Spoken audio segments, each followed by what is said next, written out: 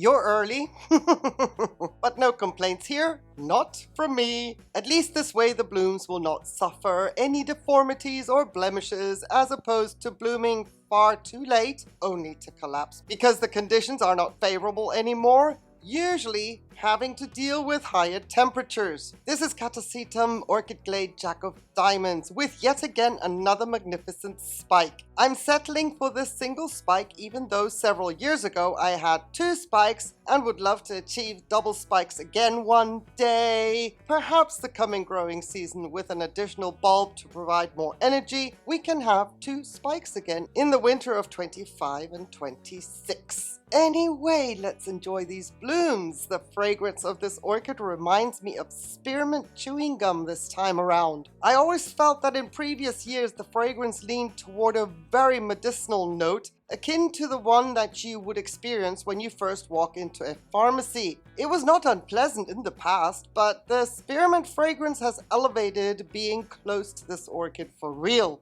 The upper blooms are 3 days old and finally the last bud opened without the upper blooms showing signs of fatigue. The delicate petals always start to dry out at the tips even though the bloom has as yet some fresh life in it for another week, making it appear as though the bloom is on its way out, when in reality there is still some life left in it. I am thoroughly enjoying this spike for the visual and the impact of that lip in your face.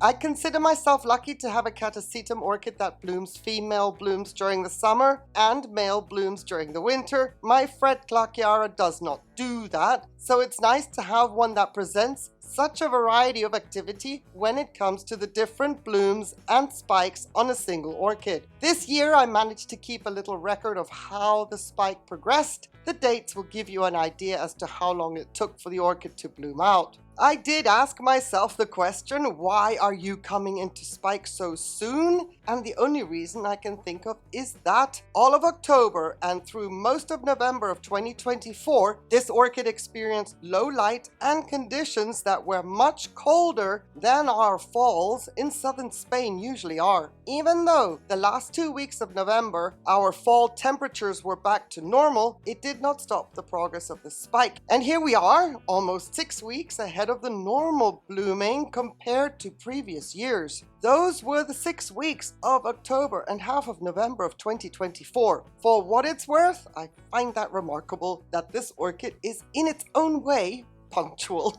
I grow this orchid in leca and self-watering, a bit unconventional, I know, and I'm looking forward to bumping the pot up when the time comes for this orchid to start growing its new growth of the season. How about subscribing to the channel, hitting the notification bell so as not to miss when that video airs, because it may be of interest that I'm growing Catasetum and semi-hydroponics, especially when the general care for this genus usually revolves around a totally dry, no watering principle throughout the dormant months. And if that's not of interest for you to subscribe to the channel, if you would subscribe regardless, let me thank you in advance for that. And while you are here, hit the thumbs up please, and muchas gracias. There's one more thing of note that I wanted to point out, something I never really noticed in the past, and that is the fangs, as I call them, that are attached to the pollinia. Every single bloom shows the right fang in a downward position while the left one is up and tucked away. Check this out. Every single bloom, same thing. I don't know if that means anything, but I thought it was interesting enough to point out.